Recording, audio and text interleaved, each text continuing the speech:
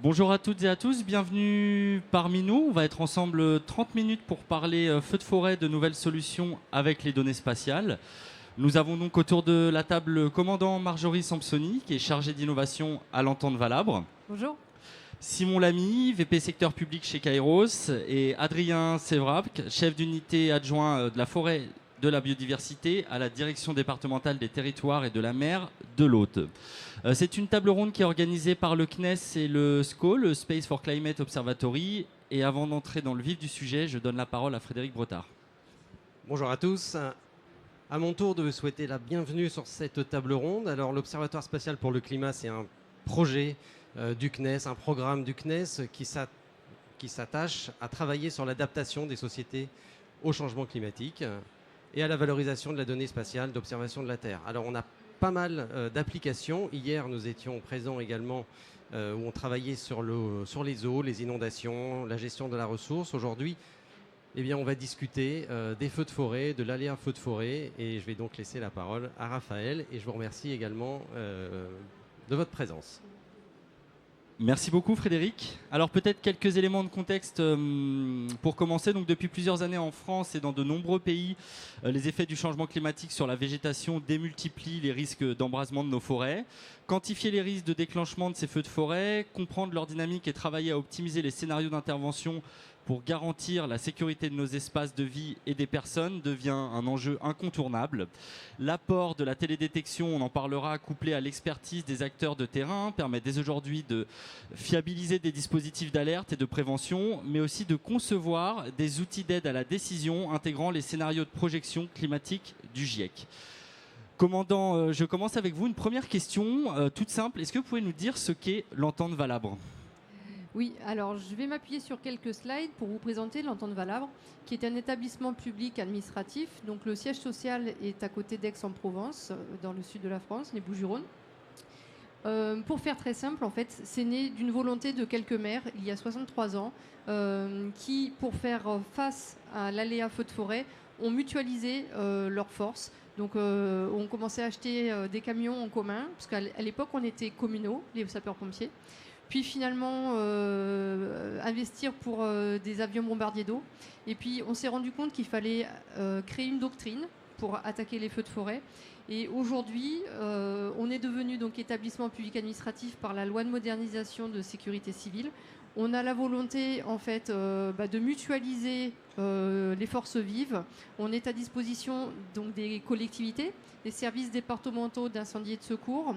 Donc on a 27 communes, départements qui sont membres de l'Entente Valabre. On a également des collectivités territoriales et de plus en plus on s'ouvre aussi aux communes, aux collectivités de communes, aux communautés de communes pour pouvoir les aider dans la gestion des risques.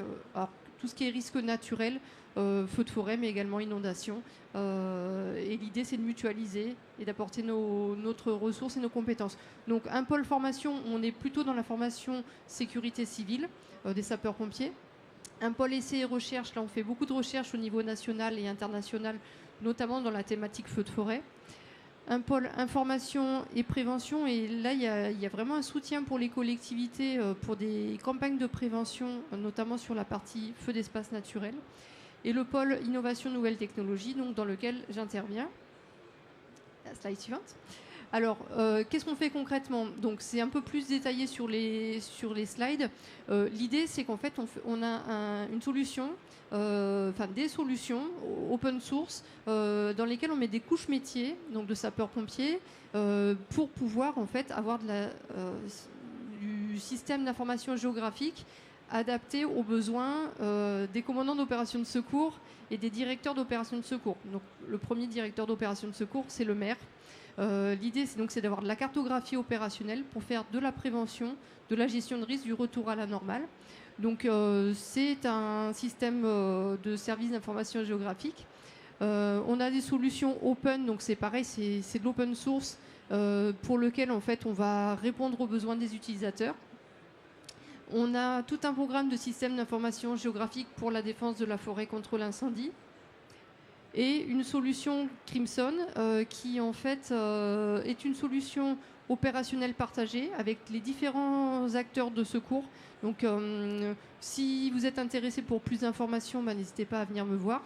L'idée étant en fait que les sapeurs-pompiers, les collectivités, la police ou autres, on utilise en fait la même vue.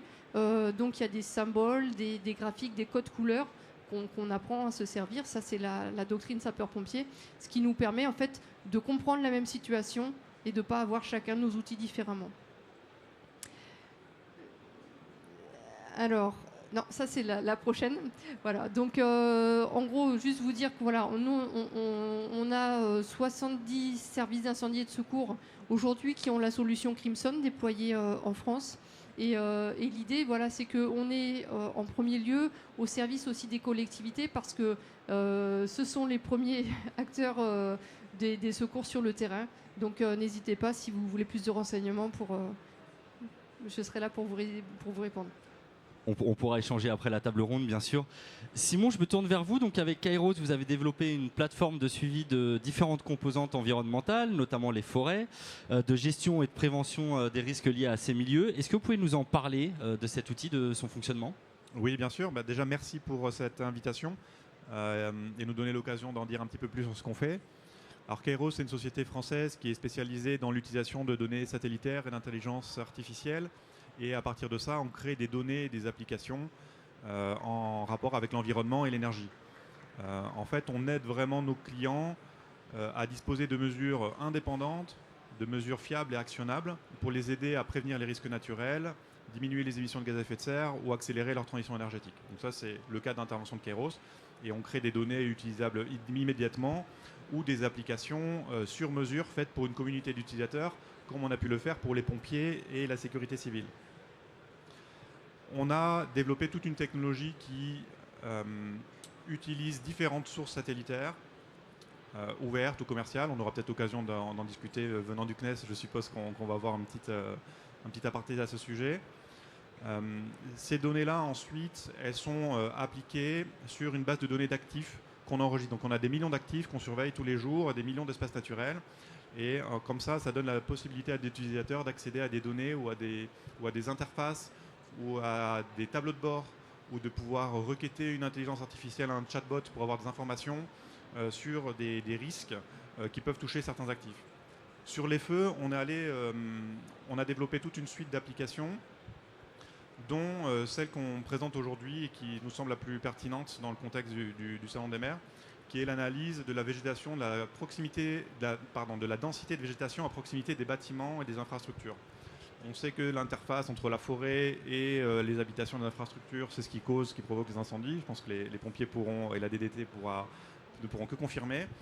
Et donc nous, on cherche vraiment à pouvoir mesurer cette quantité de végétation parce qu'on sait que c'est un facteur de risque important. En termes d'aménagement du territoire, derrière, il y a des décisions qui peuvent être prises. Ça a un impact sur la défendabilité des bâtiments pour les pompiers. Il y a une obligation légale de débroussaillement, même si ce n'est pas ça qu'on mesure exactement, mais c'est quand même un signal. Et donc, on utilise toute cette technologie pour produire des applications telles qu'on les a tout de suite. Là, donc, on voit un bâtiment qui a été à gauche, là, un bâtiment où aujourd'hui, on n'a pas détecté de végétation autour. Donc, on lui attribue un score en disant que ce bâtiment, il est quand même plus défendable que d'autres. En tout cas, il est moins vulnérable. À droite, c'est l'inverse. En fait, on voit qu'il est entouré de végétation, donc danger, vulnérabilité.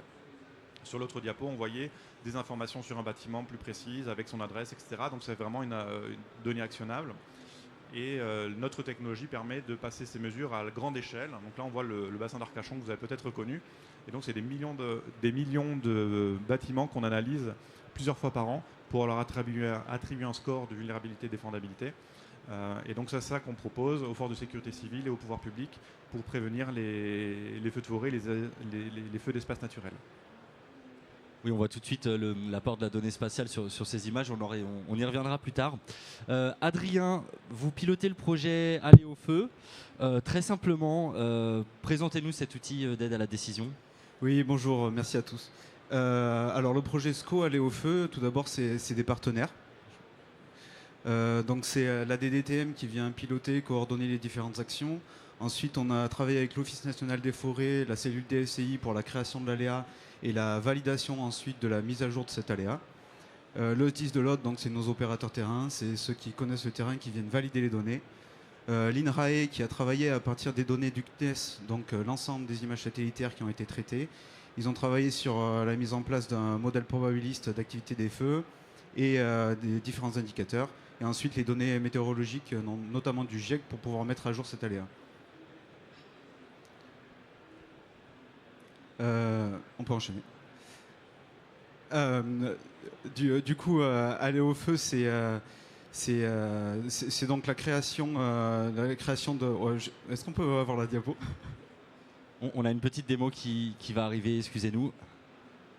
Voilà, donc la diapo avant. La précédente, merci. Donc voilà, ça a été élaboré à partir de l'aléa feu de forêt, l'aléa feu de forêt donc, qui a été établi à partir de l'ensemble des essences végétales, donc plus d'une soixantaine d'essences végétales qui ont été identifiées, associées à une sensibilité par rapport au feu.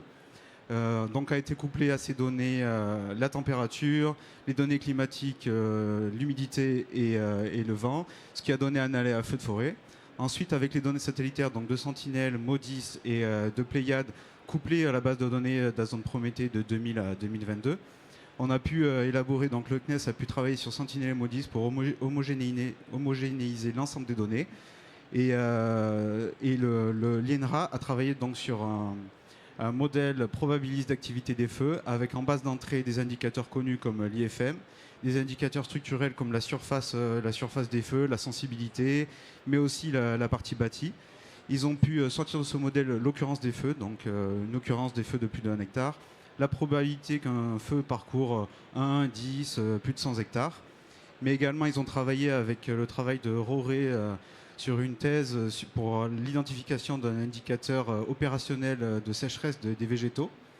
Ça a été travaillé notamment avec les bases de données de Sentinelle et l'infrarouge, où ils ont mis en corrélation, lorsqu'on a une chute de cet infrarouge, on a une corrélation avec le départ de feu et l'intensité de ces feux-là. Et ensuite, le CNES a travaillé sur la génération d'une cartographie de suivi. Donc on peut avoir des modèles de cartographie comme l'évolution de la biomasse, l'occupation des sols, tout ce qui va être surface combustible avec une évaluation, une classification de ces derniers. L'objectif étant, dans un troisième volet, de prendre les données du volet Météo France Charty 2010, d'intégrer les scénarios du GIEC pour pouvoir créer une évolution de cet aléa en lien avec le changement climatique. Les différents livrables qui nous ont été transmis, c'est donc la modélisation de plusieurs cartes, notamment la carte de la végétation, de la masse combustible. Aujourd'hui, on a travaillé sur un porté à connaissance pour l'aménagement du territoire pour les services urbanisme, qui a été signé la semaine dernière et qui est diffusé cette semaine à l'ensemble des maires de notre département. C'est une aide à la décision des élus, mais aussi pour prendre en compte cet aléa qui est autour des espaces ruraux. Et donc on propose aujourd'hui une évolution grâce aux données Pléiade de cet aléa qui pourrait être annuelle ou biannuelle en fonction des moyens. Et ça permet également, notamment avec l'indicateur de sécheresse des végétaux, de pouvoir dimensionner les secours et les services de secours. Merci beaucoup. Commandant, je reviens avec vous. Vous nous avez parlé de l'entente valable. Je comprends qu'au sein de cette entente, vous êtes en charge d'un projet, le projet Panoptes. Vous pouvez nous dire de quoi il s'agit ? Alors tout à fait. Voilà. Panoptes, c'est un projet pour lequel nous avons été mandatés par le ministère de la Transition écologique, qui a pour vocation en fait de partir d'une problématique terrain. C'est-à-dire qu'on a fixé la problématique terrain en France. On veut pouvoir détecter l'ensemble des feux de forêt sur le territoire, alors Hexagone et Corse, en moins de 5 minutes et assurer un suivi en temps réel des feux, ou avec un taux de revisite de 20 minutes maximum.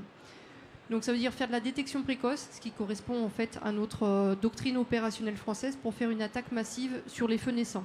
Ce qui n'est pas la même doctrine qu'aux États-Unis ou au Canada, où ils laissent brûler, ils surveillent parce qu'ils n'ont pas les mêmes problématiques que nous.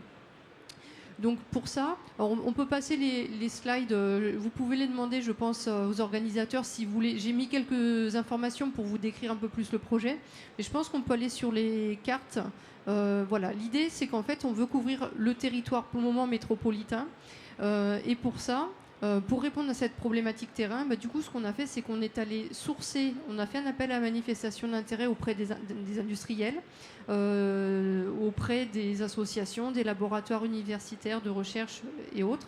Et en fait, on a ouvert à tous la possibilité de contribuer à co-construire une constellation de solutions technologiques innovantes pour co-construire notre futur avec les industriels, en partant de problèmes terrain et en apportant en fait des contraintes d'utilisateurs finaux. Donc pour ça, vous voyez la carte qui regroupe à peu près l'ensemble des capteurs et vecteurs que nous avons pu retenir.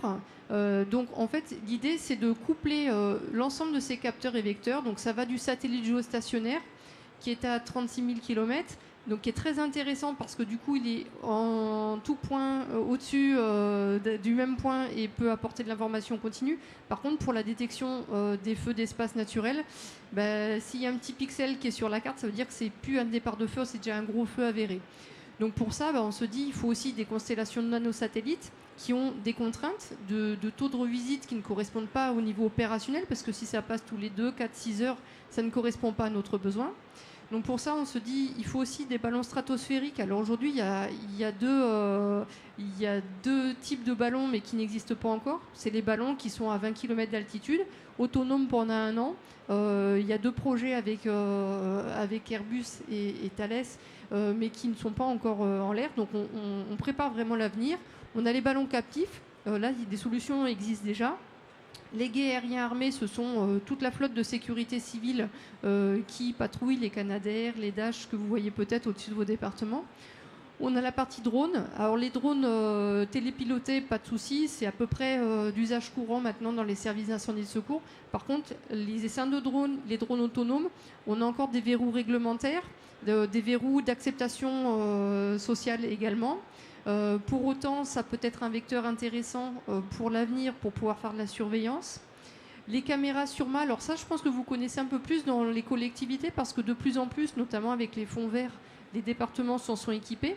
Mais on a également tous les réseaux, alors que ce soit les réseaux qui sont installés sur les vigies, mais également les réseaux de surveillance des autoroutes, la surveillance urbaine. Et en fait, l'idée, c'est de récupérer toutes les informations. Et donc on a aussi les objets connectés, ce qu'on appelle IoT, c'est les objets connectés qu'on va installer sur le terrain en interface périurbaine ou sur des sites sensibles, qui sont connectés par satellite. Et puis il y a le réseau social, il y a vous, il y a nous, il y a le citoyen qui aujourd'hui en fait remonte de l'information sur les réseaux sociaux, mais il faut faire un tri, donc ça veut dire mettre des algorithmes, mettre de l'IA pour être sûr de la donnée, pour remonter la bonne information. Donc l'idée, c'est qu'en fait, toutes ces informations, on puisse la récupérer, la mettre, on va dire, dans une boîte noire. Alors on ne savait pas trop si ça serait en l'air ou au sol. A priori, on ne sera pas sur de l'IA embarquée, on sera plutôt sur de l'IA au niveau du sol, traité dans un data center. Et l'idée, en fait, c'est que ces algorithmes, avec les industriels, on puisse les co-construire pour que ça réponde à nos besoins avec un taux de fiabilité maximum, parce qu'en fait l'idée c'est qu'en fait on n'est pas quelqu'un derrière l'ordinateur qui à chaque départ de feu clique et dise oui c'est un départ, non c'est pas un départ. On veut vraiment que ça soit automatisé. Alors on sait qu'il y a une phase d'apprentissage et que ça sera pas possible tout de suite, parce qu'aujourd'hui technologiquement ce système Panoptes n'existe pas. C'est à nous de le construire avec les acteurs de terrain, avec les industriels, pour pouvoir préparer notre futur, parce qu'on sait que les feux d'espace naturel, alors on n'a pas les mêmes problématiques dans le sud-est que dans le sud-ouest, qu'en Bretagne, ou pour les feux de champ ou autres, mais c'est un sujet qui va intéresser tout le monde, et il n'y a qu'en se préparant et en mutualisant qu'on va avoir l'accès, parce que l'accès au satellitaire c'est très intéressant, mais à l'échelle d'une commune, à l'échelle d'un département, c'est pas accessible. Ça coûte cher, il faut se former. Si on ne connaît pas bien la techno, en temps de paix, en temps normal, c'est pas en temps de crise qu'on va s'en servir. Donc l'idée, voilà, c'est de préparer le futur ensemble, d'y aller brique par brique, pas à pas. Donc pour ça, on s'est pas mal rapproché aussi du CNES en tant qu'utilisateur final pour faire remonter des besoins de terrain. On travaille avec les industriels, il y a Kero, je vois Midgard en face, j'ai croisé SCS, donc tous ceux qui ont répondu à l'appel d'offres de Panoptes et qui sont dans la même philosophie que nous, de faire avancer la partie sécurité civile. On est sur des projets extrêmement concrets. Aujourd'hui, on est au Salon des maires et des collectivités. Tout simplement, Simon, ces publics, comment ils peuvent travailler avec vous? Comment ils peuvent s'appuyer sur les solutions que vous développez face à ces enjeux? Bien, nous, on travaille déjà avec des collectivités, avec des SDIS ou avec des départements. Donc, en fait, il y a deux moyens finalement de travailler avec les données qu'on crée, ou bien finalement accéder à une application déjà existante. Donc y souscrire, après il y a un petit peu de paramétrage, il y a un petit peu de formation qu'on peut faire nous-mêmes ou qu'on peut faire avec des experts. Et puis très simplement comme un abonnement à une plateforme ou à un logiciel en fait. Il y a une autre façon de travailler avec nous, c'est de co-construire une application où la collectivité va arriver avec des besoins particuliers, des référentiels existants, des applications existantes. Et donc nous, on va travailler pour s'insérer dans ce qui existe déjà et co-construire une application sur mesure. Donc ça, c'est les deux moyens de travailler avec nous. Nous, après, on s'est organisé pour pouvoir... on est référencé à l'UGAP, on sait répondre au marché public, etc. Donc on sait faire. Et ensuite, on a, lors de nos premiers contacts avec les collectivités, on a des collections d'applications qui existent, qui permettent d'engager une première discussion. Là, on en affiche quelques-unes. On a des solutions qui permettent de produire des cartes d'aléas mises à jour régulièrement grâce à de la donnée satellite, donc qui ont une précision à 50 mètres et qui intègrent de nombreux paramètres. On a des solutions qui permettent d'enregistrer les feux lorsqu'ils ont lieu, pour ou bien de l'alerte ou bien de l'enregistrement a posteriori pour analyser, et de la même manière enregistrer les contours de feu ou les dégâts provoqués par les feux sur la végétation. Donc ça, c'est des applications déjà existantes. Et donc lorsqu'une collectivité vient nous voir ou qu'on va la voir, on peut déjà partir de là et ensuite choisir le chemin ou bien utiliser ce qui existe déjà tel que c'est disponible tout de suite, ou alors prendre plutôt le chemin de la co-construction et faire quelque chose de sur mesure. Merci beaucoup. Adrien, je reviens sur Aller au feu, qui actuellement donc, est déployé sur l'Aude. Pourquoi c'est ce territoire qui a été choisi pour ce premier déploiement? Est-ce qu'il y a une volonté d'export au niveau national? Alors le département de l'Aude a été choisi parce qu'il est à la confluence de différentes zones biogéographiques. Donc à l'ouest on a le climat océanique, à l'est la Méditerranée, on est au pied du Massif central avec plutôt un climat occidental, et les Pyrénées au sud avec un climat montagnard. Donc c'est l'ensemble de ces zones. Ensuite on est depuis 30 ans, le département est soumis à une grosse déprise agricole. Donc c'est un département très viticole, la friche prend de plus en plus et on a un espace naturel combustible qui est de plus en plus en lien avec l'étalement urbain et les zones urbaines. Donc un risque qui n'a jamais été connu en fait depuis les temps passés. Et il y a également le fait qu'il y a le changement climatique et une sécheresse qui progresse. Donc le département est déjà soumis à des sécheresses depuis plusieurs années. On est le deuxième département le plus sec de France. Mais du coup ça sert de territoire un peu modèle et qui pourra être mis en application aux autres départements. Donc d'abord des départements de la Méditerranée avec des essences plutôt identiques à celles qu'on va rencontrer dans l'Aude, et un climat plus une base de données que l'on connaît déjà, pour ensuite être diffusé au reste de la France. Merci beaucoup. On va prendre un tout petit peu de hauteur, donc on le voit bien dans vos présentations, dans vos propos, le spatial infuse. Simon, vous vous appuyez sur ces données spatiales. Est-ce que vous pouvez nous détailler ce point? Quelles sont les technologies qui vous servent pour monter ces produits? Oui, alors nous, on utilise toutes les... On n'a pas une spécialité par donnée, on utilise toutes les données qui sont disponibles et on va prendre celles qui sont les plus pertinentes en fonction des traitements qu'on veut faire. Donc les données qu'on va utiliser sont principalement des données satellitaires.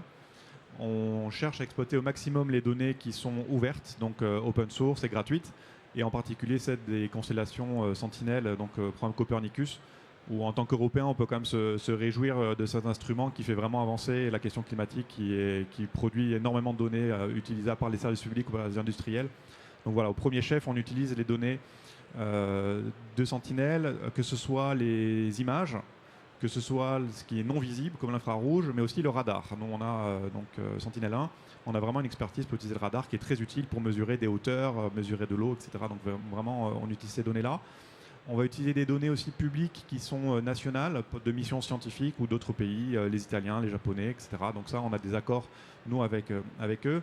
On utilise aussi des données satellites commerciales qui sont accessibles quand c'est avec des donneurs d'ordre public, via les programmes Dynamis par exemple, mis en place par le CNES pour avoir des conditions avantageuses, ou avec des fournisseurs comme Airbus, comme Maxar, voilà, il y en a plein d'autres. Donc ça, c'est vraiment le socle, c'est la donnée satellitaire, qu'elle soit de l'image ou du radar.